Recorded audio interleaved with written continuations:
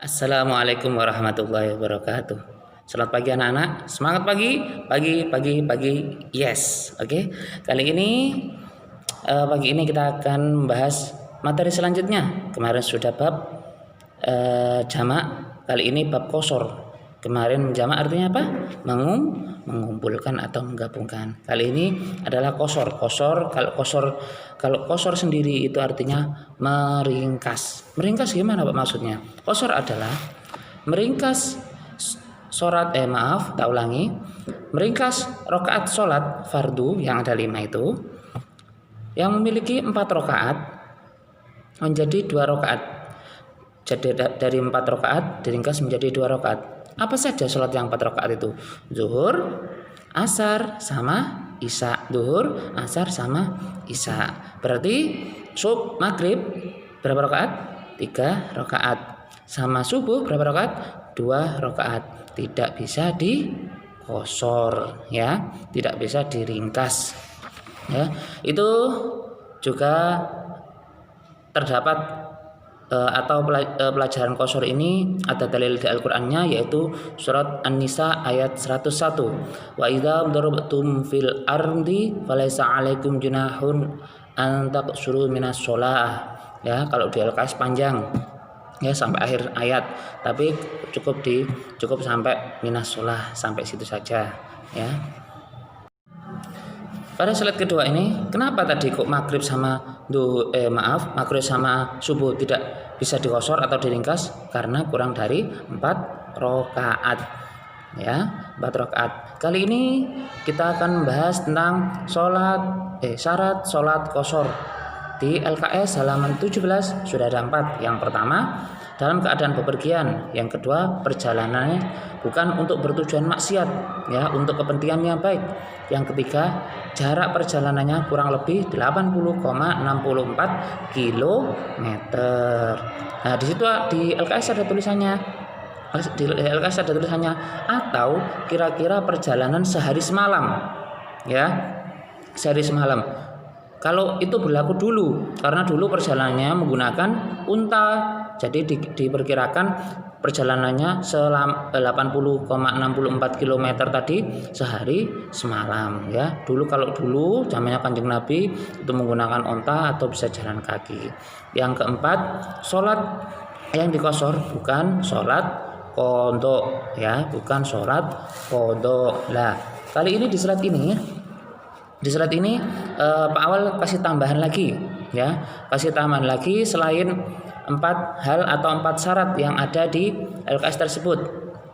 Yang pertama, mengetahui diperbolehkannya mengkosor sholat, ya. Jadi harus ngerti ketentuan kosor sholat itu gimana. Bukan tiba-tiba, ya, harus tahu, harus punya ilmunya, ya. Kayak kalian dijelaskan seperti ini kelas 3, oh tahu, oh begini nih menjamak sholat, oh begini nih mengkosor sholat, jadi punya ilmunya. Yang kedua, bepergian dengan tujuan daerah tertentu, misalnya mau bepergian ke Yogyakarta, ya, atau kemana. Sehingga seorang musafir itu apa sih Pak? Saya ulangi lagi, musafir itu bahasa Arab, bahasa Indonesianya adalah orang yang bepergian. Ya, orang yang bepergian, terutama kira-kira jarak tempuhnya 80,64 km tadi. Yang tidak mempunyai tujuan daerah tertentu maka nggak boleh mengkosor sholat. Misalnya mau mengembara alias apa, muter.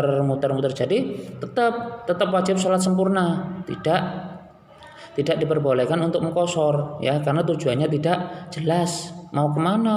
Maka yang kedua ini tujuannya harus jelas pada daerah tertentu. Yang ketiga, selalu menjaga kemantapan niat selama sholat berlangsung. Misalnya nanti sholat duhur mau kosor sama asar, di tengah-tengah sholat duhur, atau misalnya rakaat kedua pada sholat kosor tadi dia ragu-ragu, ini diteruskan kosor atau tidak, atau sholat sempurna apa. Lah, otomatis ketika seperti itu sholatnya batal, ya, dibatalkan. Maka wajib melaksanakan sholat sempurna, sholat duhur, yaitu sholat 4 rakaat, tidak lagi 2, ya, karena dia ragu-ragu, ya.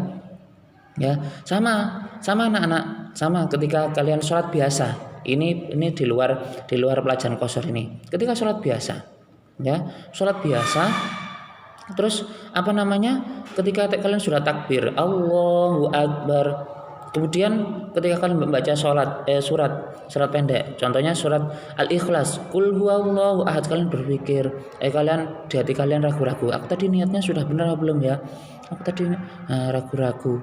Nah, otomatis ketika kalian ragu-ragu seperti itu, ragu-ragu tentang niat seperti itu pada sholat biasa, otomatis sholat kalian batal, harus mengulang mulai awal, niat lagi, takbiratul ihram, membaca Al-Fatihah dan seterusnya, ya.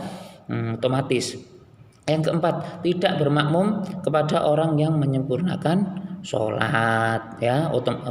Otomatis kalian jamaahnya boleh jamaah Pak, boleh, tapi bersama-sama orang yang mengqashar tadi, ya. Tidak apa namanya, ketika masih jamaah maghrib, ya, masuk jamaah maghrib, nah kalian moro-moro ikut di belakangnya, tapi kalian niatnya mengqashar sholat, itu tidak boleh, ya. Pada poin selanjutnya, syarat qashar dalam keadaan bepergian sampai selesai mengerjakan sholat, ya. Jadi belum sampai rumah, ya, belum sampai rumah. Misalnya kalian bepergian, lah ternyata sampai rumah, wah aku pengen qashar sholat, nggak boleh, ya, harus tetap masih dalam keadaan bepergian. Yang selanjutnya telah melewati batas desa, otomatis ketika kalian bepergian, ya, bepergian jauh, kalian sudah melewati batas desa atau dusun kalian. Yang terakhir perlu diingat, pada hari Jumat, ketika pada hari Jumat, ya, kalian sudah berencana atau punya keinginan nanti, aku nanti sholat duhurnya tak jamak qashar saja atau qashar saja, ya, tak qashar dengan asar. Lah, syaratnya yang penting kalian berangkat dari rumah sebelum subuh. Coba kalau pas subuh Pak, nggak boleh, nggak bisa. Syaratnya harus sebelum masuk waktu subuh. Pada slide selanjutnya di halaman 17 LKS pula, ya, di situ ada cara melaksanakan sholat qashar. Yang pertama tentunya harus niat. Nanti di slide terakhir ada niatnya, ya. Di slide terakhir ada niatnya. Yang kedua, jumlah rakaat yang diringkas. Jadi awalnya 4, sholat apa saja tadi? Duhur, asar sama isya. Jadi 2 rakaat. Yang ketiga, bacaan sama gerakannya sama seperti sholat fardu biasa, ya. Habis niat, baca doa iftitah, baca Al-Fatihah, baca surat pendek dan seterusnya, ya. Terus poin selanjutnya, tidak ada bacaan tasyahud awal. Jadi langsung tasyahud akhir, 2 rakaat, ya. 2 rakaat. Ya, caranya seperti sholat sholat subuh kan 2 rakaat, itu enggak ada tasyahud awal, jadi langsung tasyahud akhir, ya. Yang selanjutnya tasyahud dibaca pada akhir rakaat kedua karena rakaatnya jadi 2. Yang terakhir salam, assalamualaikum warahmatullahi. Assalamualaikum warahmatullahi. Pada slide yang terakhir menjelaskan tentang niat sholat qashar. Ya, tentang niat sholat qashar. Anak-anak diusahakan ketika kalian punya ilmu, terutama ilmu seperti ini, ilmu agama seperti ini, coba dipraktekkan ketika kalian bepergian yang sudah mencapai syarat-syarat tadi, ya. Salah satunya adalah jarak 80,64 km tadi, ya. Yang tadi. Nah, di sini diusahakan setiap ada pembelajaran atau hal-hal yang baru, terutama tentang agama, coba diperhatikan, ya, biar melekat besok, biar ketika kalian besar sudah terbiasa melakukan itu sejak kecil, ya. Yang pertama, sholat duhur qashar dengan jamak takhir, ya. Itu sudah ada 3 niat. Nanti hari ini tugasnya adalah menghafalkan 3 niat tersebut, distorkan di video, distorkan kepada wali kelasnya masing-masing, ya, kalau digaji ke Pak Awal, ya. Di situ sama seperti kemarin ada sedikit pembenaran, ya. Kalau bahasa Arab diusahakan kalau membenarkan jangan dicoret atau bahasa Jawa diurak-urak, dilingkari saja terus diganti bawahnya, ya.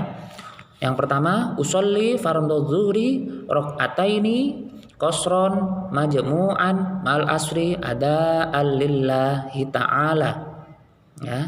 Usolli yang kedua, usolli fardul asri rakaataini qasron majmu'an ma'adzuri ada'an lillahi ta'ala.